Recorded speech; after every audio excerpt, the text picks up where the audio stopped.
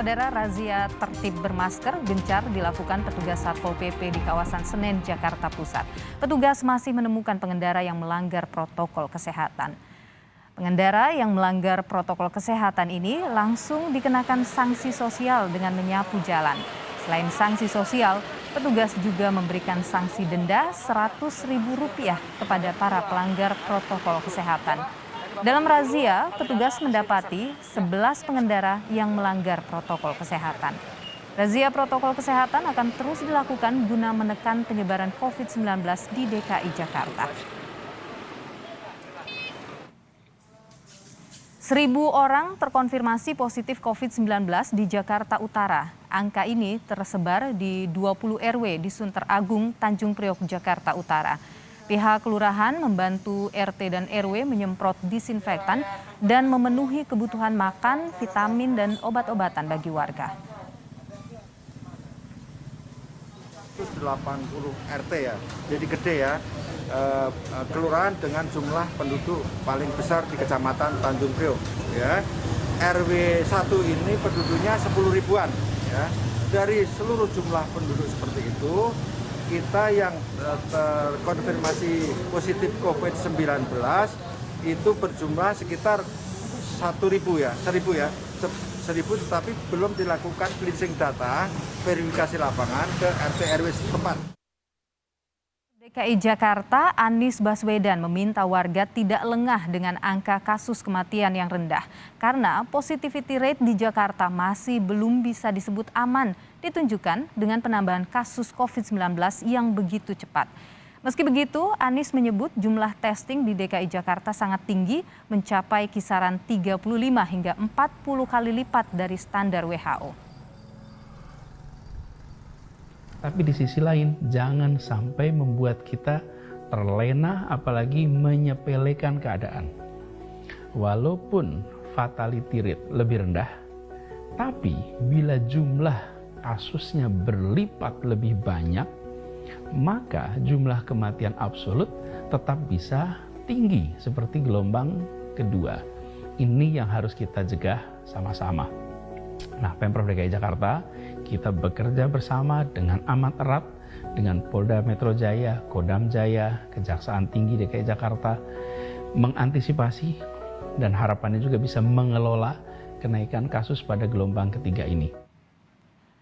Saudara, pantauan pelaksanaan PPKM level 3 di Jakarta akan disampaikan oleh jurnalis Kompas TV, ada Dian Silitonga yang saat ini berada di Bundaran Senayan, Jakarta. Dian, selamat sore. Bagaimana pantauan pelaksanaan PPKM level 3 di Jakarta?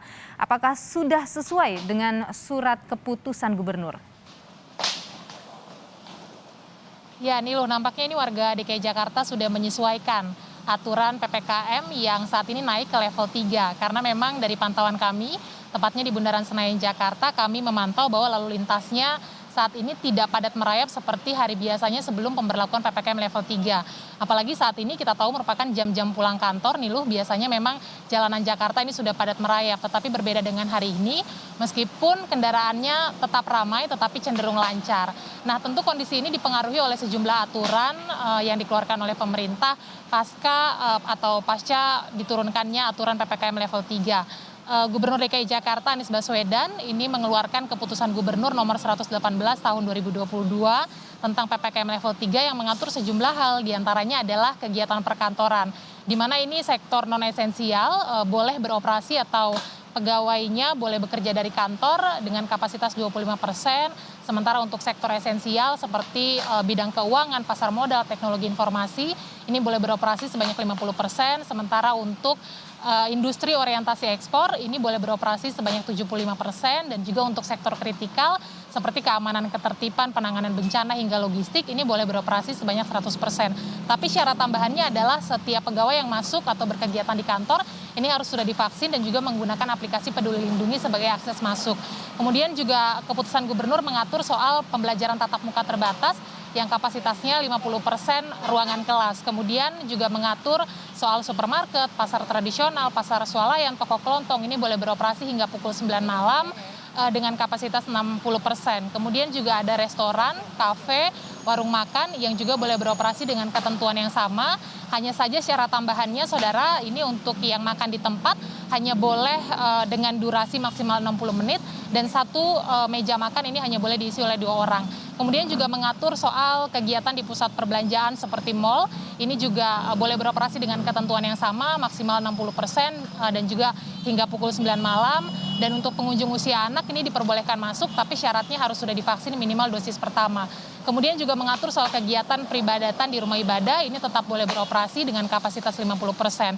Dan tambahannya Nilu dan juga saudara, untuk transportasi umum ini juga boleh beroperasi dengan kapasitas 75%, sementara pesawat terbang dengan kapasitas 100%. Nah, untuk diketahui bersama, kebijakan PPKM level 3 di daerah DKI Jakarta, aglomerasi dan sejumlah daerah lainnya, ini tentu bertujuan untuk betul-betul menekan mobilitas warga supaya bisa meminimalisir potensi penularan COVID-19. Apalagi dengan munculnya varian Omikron yang laju penularannya lebih cepat dibandingkan dengan varian Delta. Nah, aturan PPKM level 3 ini akan berlaku selama sepekan, sudah dimulai sejak 8 Februari yang lalu hingga 14 Februari mendatang. Nilu. Dian Silitonga, jurnalis Kompas TV, terima kasih atas informasi Anda langsung dari Jakarta.